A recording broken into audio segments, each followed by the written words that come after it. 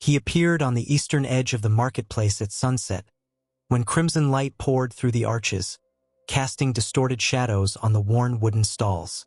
No one knew his name or what his modest arrival might bring. People were routinely folding up their stalls, hiding away their wares, and only 2 guards, leaning nonchalantly on their spears at the square's entrance, gave him a fleeting glance. Had anyone known that this figure in a simple cloak would soon become key to the coming changes, they might have looked more closely. He seemed to dissolve into the dense twilight among the closed shops, where the air smelled of wilted greens and spices long gone stale. In this part of the city, silence held sway. Somewhere, the voice of a street musician, playing a mournful tune on an old pipe, could be heard. Far off, 2 people shouted, arguing over the price of flour, and then someone's slow footsteps sounded close by but soon died away, giving way to the soft breath of the evening wind. At moments like these, the city, usually bustling, felt as if it were hiding in its own winding streets. He walked unhurriedly, as though savoring each step. His heavy boots touched the paving stones almost soundlessly, while some quiet resolve grew in his soul. He made his way to a quiet tavern near the city walls, their thickness a testament to construction that predated the city's rapid growth. At the door he was met by the faint glow of a lantern barely warding off the dusk. From inside came the muted hum of conversation and the smell of fried onions. The warped door creaked, letting the stranger into the tavern's warm half-light. Inside sat a motley assortment of travelers, 2 locals, and a pair of humanoid creatures conversing excitedly in an unknown tongue. The tavern's owner, a short, gruff old man, gave him a brief nod in greeting.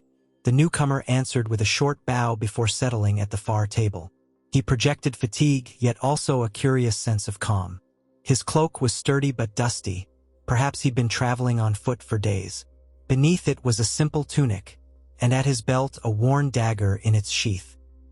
His face was hidden by a half-lowered hood, and only when the tavern keeper brought him a mug of ale could one see his dull, almost faded eyes, reflecting some long-ago sorrow. He thanked the owner, took a few sips, and once the old man had walked away, closed his eyes for a moment as if listening to something within himself. At a nearby table sat 3 people. A broad-shouldered man with a scar on his chin, a lanky youth with a mischievous grin, and a tall woman whose face remained in shadow, dimly lit by a weak lamp above. They exchanged glances when the newcomer entered but asked no questions. It was a place where no one inquired too deeply. Anyone could arrive and stay hidden in the tavern's corners if they wished. Still, a flicker of unease passed between them. Cloaked figures appearing at sunset, reluctant to show their faces, seldom promised peaceful times. The wind outside grew stronger. Somewhere far off thunder rumbled, although no clouds were visible. Suddenly, the tavern's hush was broken by the sharp sound of a shattered glass. The woman at the other table jumped up, knocking her chair aside, and grabbed the lanky youth by the front of his shirt. He dropped his half-finished ale and began babbling quickly, trying to defend himself, but from her expression it was clear words would not calm her. The broad-shouldered man wanted to intervene but hesitated. The stranger in the cloak briefly lifted his head. His eyes gleamed slightly in the lamp's glow, and one might think he was deciding whether to interfere or if the scene left him unmoved. At length, he slowly lowered his head again, taking another sip of ale, letting the confrontation play out. The woman suddenly shoved the youth so hard that he flew back against the wall and slid to the floor, clutching his side. A cry rang out. The tavern patrons muttered in concern.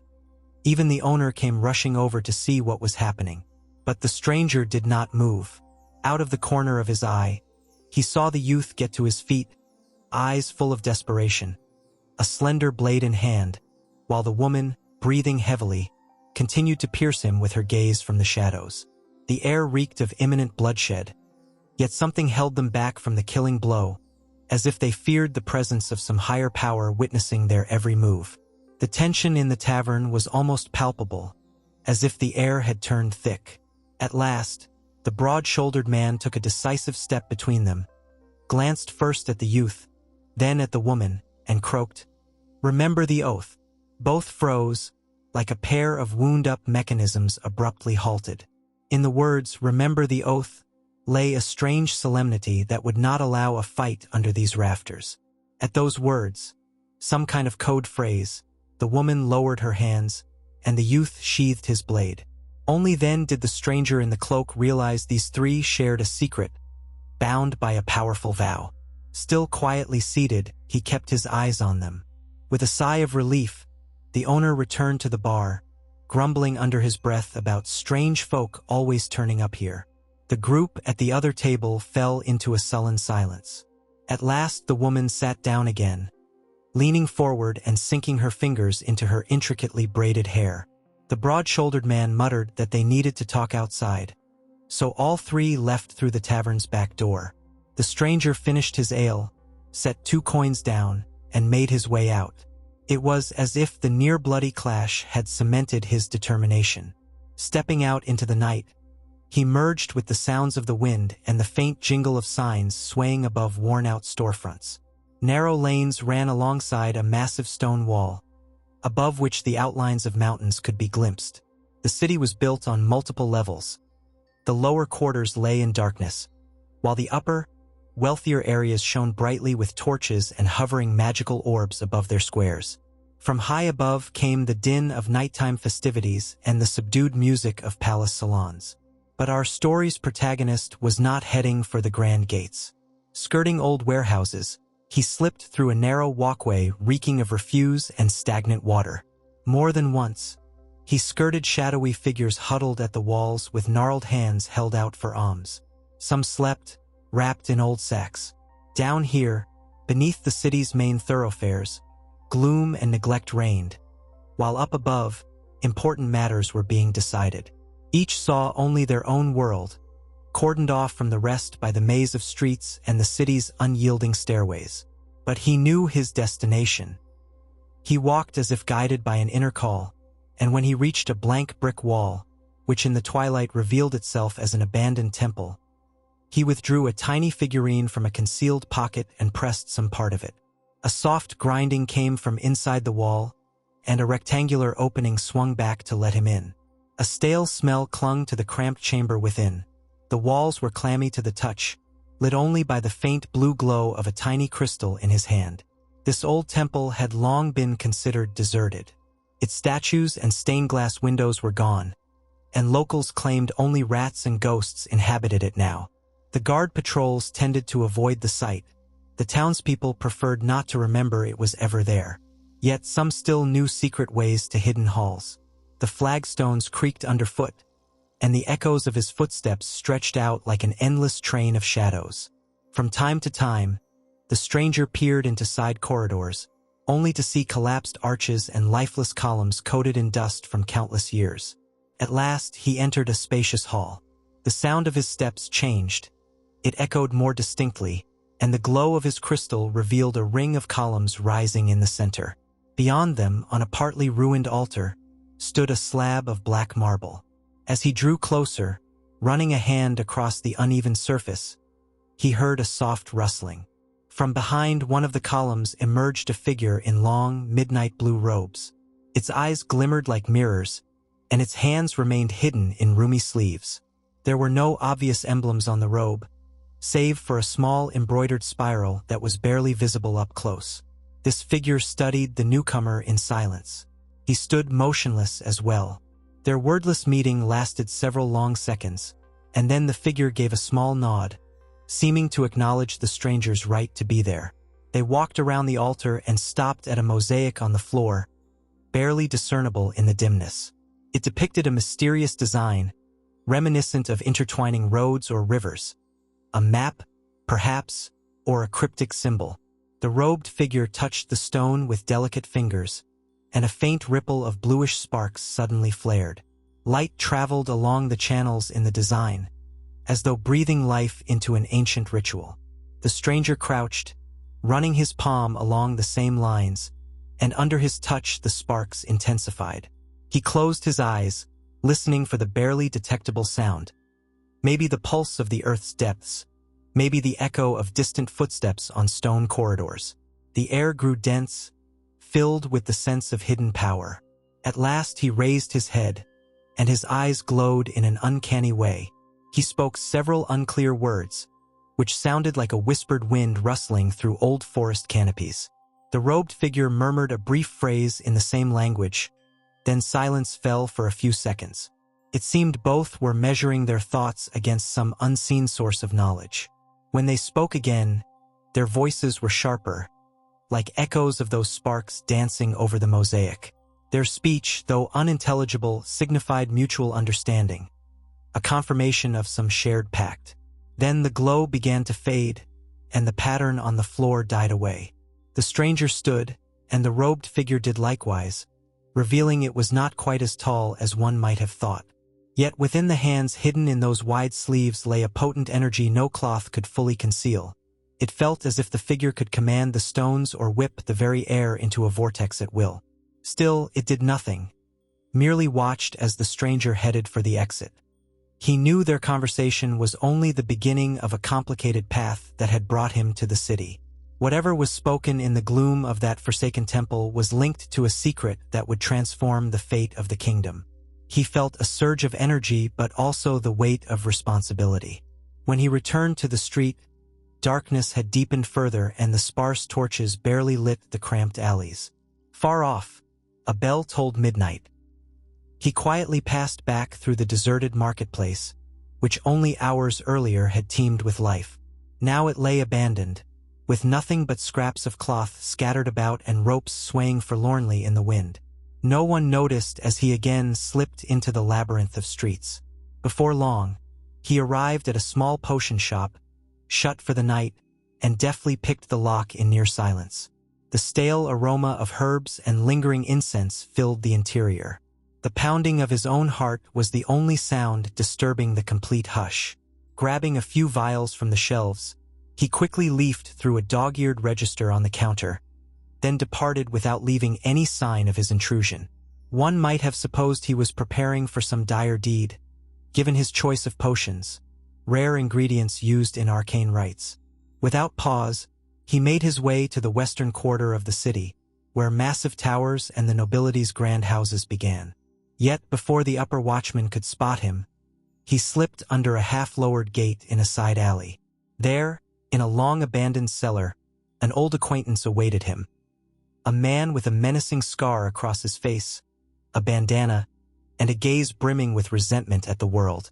Their conversation was brief, a couple of hushed remarks, and then the man pointed to a wooden chest along the wall. The newcomer lifted the lid and found what he was looking for: a long woven ribbon bearing strange patterns in golden thread, and a copper item shaped like a horn. Through a gap in the metal, one could see runic symbols. The man muttered a warning in a gravelly voice about the object's danger, but the stranger merely nodded and carefully packed the horn and ribbon into his satchel. They parted with few words, and the stranger once again slipped into the night.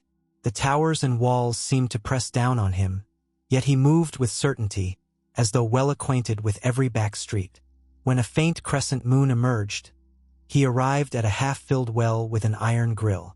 Cautiously sliding one bar aside, he climbed down into the sewage tunnels.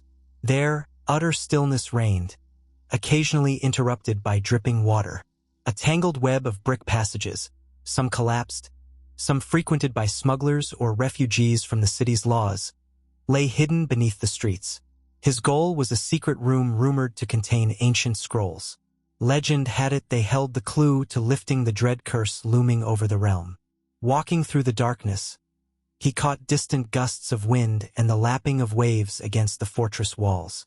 It was as if nature herself heralded an approaching storm. The night sky was congested with storm clouds, and although lightning had yet to strike, a tension was palpable. Deep in his heart, he knew he wasn't alone in seeking this trove. Others might try to use these ancient scrolls to wield unimaginable power or destroy anyone who stood in their path. He understood the need for haste. A tunnel led him to a heavy door decorated with vine motifs. Its hinges were nearly rusted through, but the lock still held. He took a small steel tool, ran it along the door's seam, and heard the bolt click open. Beyond lay a circular chamber that had perhaps once been a monastery storehouse or a research center.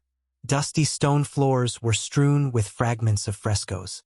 In one corner rose a rusting contraption of chains and wheels whose purpose was unclear. A clay amphora protruded from a mound of rubble. In the center, a stone dais gaped like a coffin or trough. The walls showed the faded remains of paintings, figures in long cloaks, flickering torchlight, and cryptic symbols set against a shadowy forest.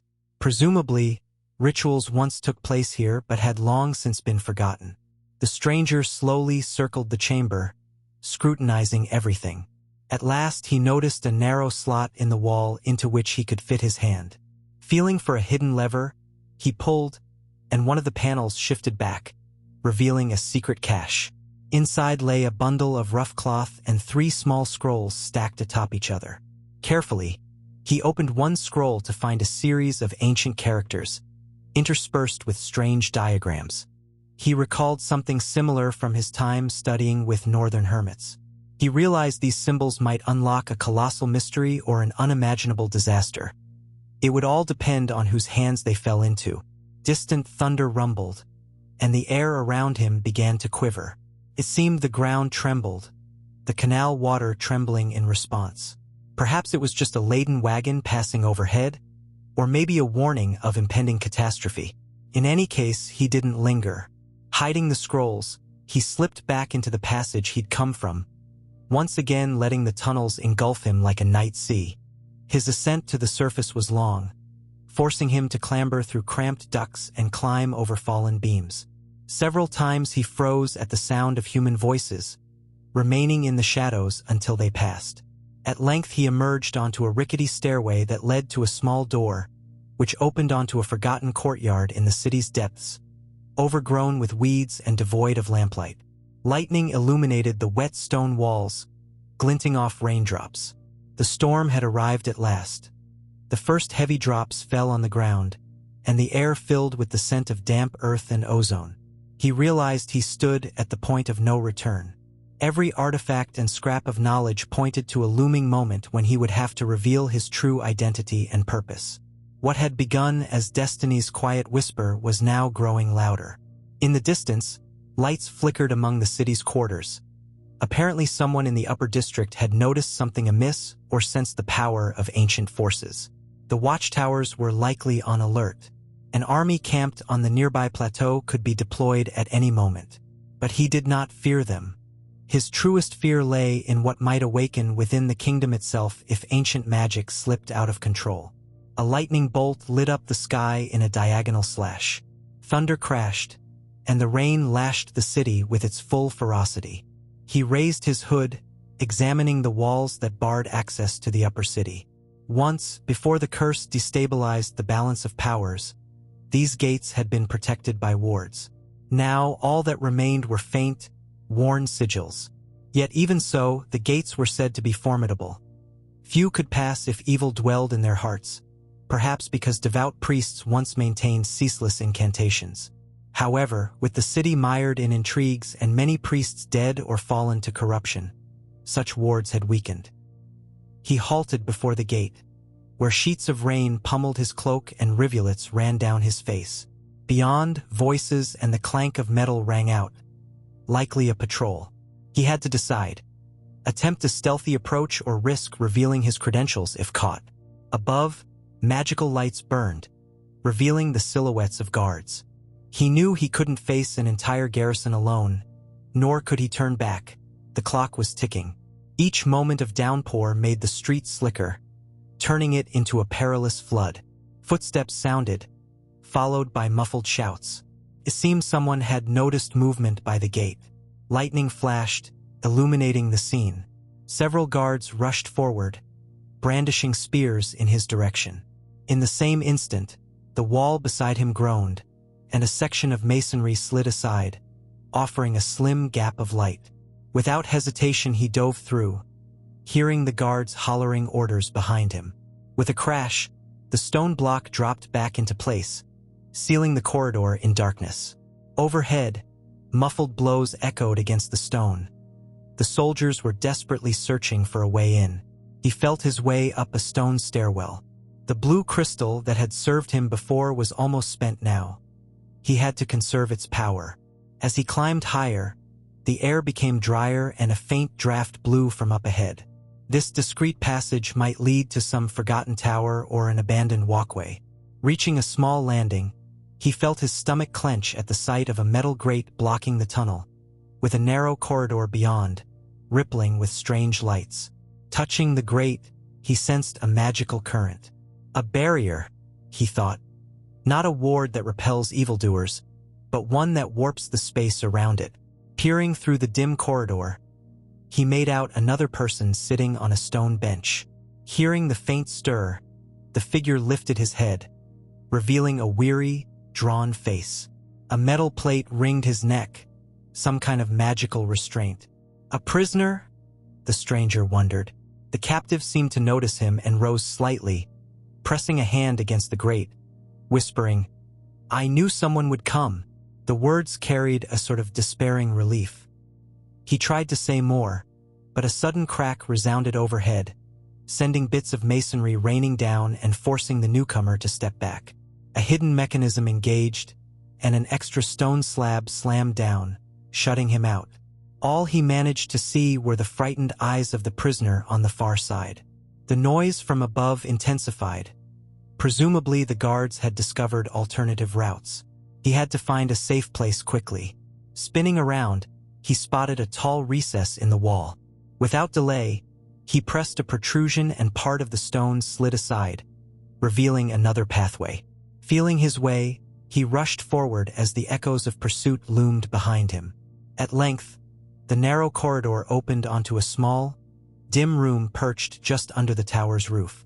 Through arrow slits, he could see flickers of lightning above the city. The downpour hammered on rooftops, lanes, and courtyards. He approached a slit and gazed out. The storm-shrouded city stretched before him. Down below, flashes of blue flickered, likely the kingdom's mages trying to quell the storm or do battle with an unseen foe. It seemed all hidden powers, dark and light, had awakened. The tumult of rain and thunder mirrored the conflict raging in the streets and far beyond. He felt ancient magic thrumming in his veins, as though the earth itself recognized its bearer of this strange gift. Now he possessed the scrolls, the ritual horn, and the golden ribbon someone had once named the guiding thread of fates. Yet these were but tools. The critical question was how to steer the world's destiny. Those lurking in the temple, who had sworn blood oaths, knew a portion of the truth. The three in the tavern, who had nearly come to blows, might hold another part. Elsewhere in the city's labyrinths wandered others seeking to claim the artifacts or sabotage one another's plans. He looked at the crystal in his hands, its energy almost spent. Beyond, lightning illuminated his profile in sharp relief, a weathered face with a glimmer of sorrowful resolve. In that moment, he realized he would need allies to accomplish his goal alone. Confronting the rising darkness single-handedly would be impossible. He had to return to the heart of the city's intrigue and might have to face old enemies. At the same time, he must avoid those who pursued him. With a sigh, he stepped away from the arrow slit, surveying the room again, wondering if he could climb higher to safely reach the rooftop and descend along the crumbling exterior. That seemed his only option. Hand over hand, he scaled the tower's outer wall, which was slick with rain, using cracks and protrusions as footholds. His arms ached, fingers slipped, and the gale nearly tore him away. But slowly, rock by rock, he made his ascent, finally reaching a narrow ledge overlooking the upper city and the distant hills. Darkness concealed most details, but he could just make out the palace lights. Activity was evident. Torches flickered at the gates, silhouettes dashed about, and a horn twice sounded above the howl of the wind. Possibly the king or his council were aware that something extraordinary was unfolding. They were, no doubt, deciding how to respond. He pressed against the wall to remain inconspicuous, pulling out the woven ribbon. Running his fingers along its gilded designs, he tried to recall the exact ritual associated with them. It seemed to hint at a temporal loop, where events echo ancient deeds. The horn beside it held power too. Blown at a certain hour, it might awaken forces slumbering in the depths or summon beings from beyond this realm. But its use could come at an unbearable price. Thunder boomed, and the darkness split under the lightning's glare. Feeling an urgent need to move, he edged along the ledge toward a spot where decorative pinnacles and stone gargoyles formed a small alcove, an ideal nook for sheltering from prying eyes. He squeezed into it, laid out the scrolls safely from the rain, and began murmuring ancient words while tracing the runes with his fingertips. His crystal sparked once more before dying, but the ribbon began to give off a faint glow from within. The designs shifted as though reacting to his incantation. Just then, he heard noises below. Guards with torches were surely patrolling the courtyards and rooftops, searching. Their footsteps and low voices echoed in the storm, telling him they were close. It made little sense to reveal himself, and open combat was too risky. He swiftly concealed the scrolls and ribbon, readying himself in case of confrontation. There might be mages among the guards who could sense his presence. Yet the tempest raged on, lightning and torrential rain aiding his concealment. Minutes of tense waiting passed. At one point, someone's steps scraped on the stone close by. A thin beam of torchlight slid across the ledge, pausing on a gargoyle statue, but not catching his shape. The guard muttered something, then moved on, unaware that the fugitive was barely 2 steps away. Once the footsteps receded, the stranger exhaled in relief and seized the moment to descend the opposite side. Thus, stealthily, he reached a small alley in the upper city, unlit and deserted. The rain pelted down on the pavement, turning it into a flowing stream, water coursing off his cloak. None of that mattered as long as he remained alive. He stepped onto the stone walkway, pausing to get his bearings. Somewhere in this district was a grand library that once housed ancient chronicles. Perhaps there, at last, he could find details of the ritual he intended to perform. As he pieced the clues together in his mind, he felt the press of time. The enemy would not rest. The greatest dangers still lay ahead. So, heading east toward the old towers flanking the library's entrance, he went. According to legend, a benevolent guild of scholars had once managed this library, but over the years it dissolved, leaving only decay and chaos in the halls. The kingdom's real treasures of knowledge were either buried or destroyed. Yet something might remain. Only those holding keys to secret sections could reach their depths. Though it was a long shot, he had no other option. Quickening his pace, he noted his hands trembling, perhaps with cold or with a foreboding sense of what drew near. The night roared on, howling through stony corridors, wind whipping out of the alleys. Lightning flashed more frequently, casting ghostly glows across the city. At every turn among these looming structures, destinies were converging, threads of fate tightening into a single knot. And here was the stranger, haunted by secrecy, striding across rain-slicked cobblestones. He could not predict who else might step onto this stage of shadows, but he knew he must continue forward until the light dispelled the dark, or until the dark swallowed the last glimmer of hope. He walked on, never looking back, guided by the silent inner voice that led him into the heart of the storm, unafraid of thunder or lightning. Somewhere beyond that next bend lay a path that others would soon tread as well. None yet knew it. Perhaps someone else had already taken the first step. Perhaps they had their own reasons for seeking the ancient secrets. The crucial point was that events were accelerating by the minute. The night itself had become an arena where the looming confrontation's outcome would be decided. Far off, in a future veiled by mist, waited answers and possibly redemption. If only he could withstand every trial without succumbing to the cunning forces swirling in a deadly dance around the kingdom.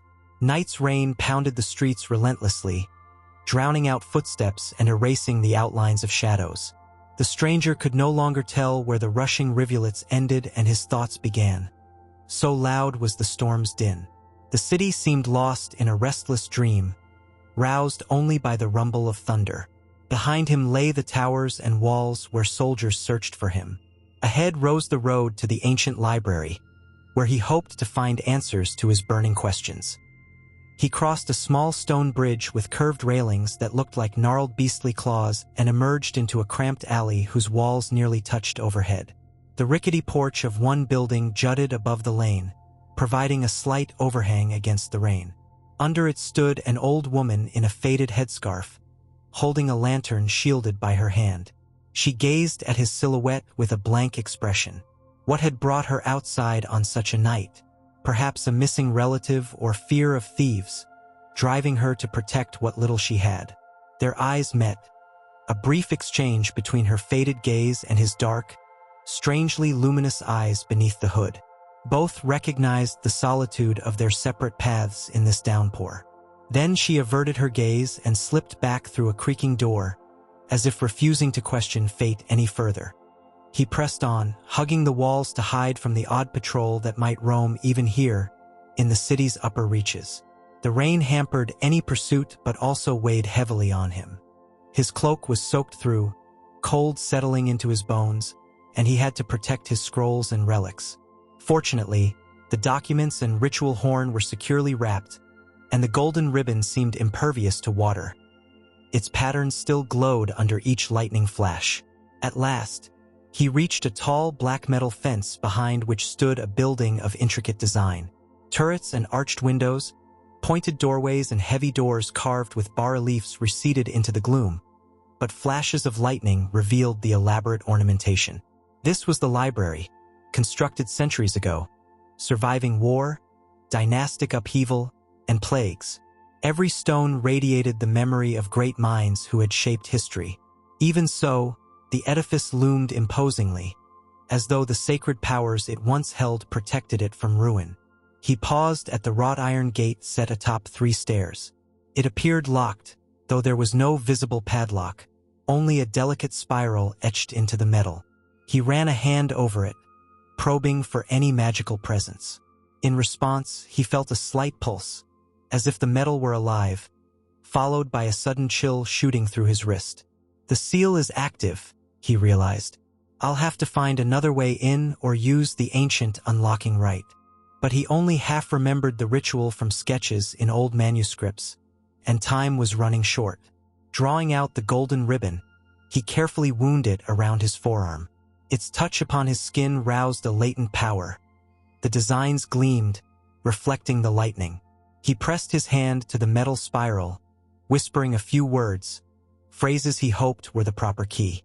For an instant, nothing happened. Then the spiral trembled and began to unwind, splitting into fine lines. A distant cry, like a bird's call, seemed to echo, and the gate groaned open, allowing him to step inside. He entered the courtyard, sensing a faint vibration from the gate, some remnant of magic or warning that an intruder had crossed the threshold. The square before the library was paved in ancient slabs overgrown at the edges with wild grass. Only the central area around a small, non-functioning fountain had been cleared. The fountain's rusty basin now brimmed with rainwater. Several statues under collapsing shelters watched him with empty sockets. Their faces, worn down by weather and time, lacked any trace of individuality. Climbing the broad steps to the main doors, he noticed they were flung wide open. That was suspicious.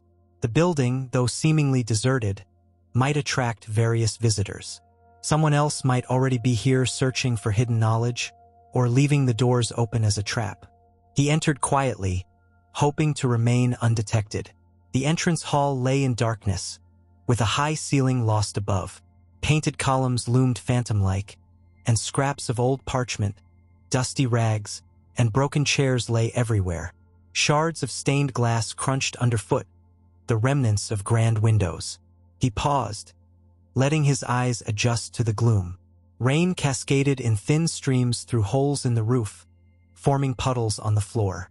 Occasionally, a lightning flash outside briefly lit the labyrinth of shelves reaching into the shadows. It was as though the maze of books was wordlessly calling, "Enter and know the secret, or be lost in the depths of your own ignorance." Yet he felt no fear of books, only a wary curiosity of the presence that might lurk here. Listening intently, he caught the faint sound of footsteps deeper within. Maybe one person, maybe several. They were trying to move quietly, but the echo betrayed them. He skirted the wall with silent steps, bypassing several staircases leading to a second-floor gallery. Damp boards creaked under his feet. He held his breath to avoid detection, crouching behind broken railings to peer down into the central hall. Below, in what once might have been a reading room, glimmered a pale blue light, a magical lamp or orb, confirming that someone else was roaming this abode of knowledge. He scanned the partly ruined area. In the far corners, tall shelves had collapsed into piles of dusty tomes and debris. Some upright shelves remained hidden in darkness. In that glow, he could make out 3 human figures standing by a thick support column that braced the ceiling. They seemed to be deep in conversation or debate. He recognized the tall outline of a woman and 2 men, one slightly hunched. A chill ran down his spine as he recognized the voices. These were the same 3 from the tavern: the broad-shouldered man with a scarred chin, the wiry youth, and the tall woman whose rage had flared so quickly. Their hushed argument might have been about something serious.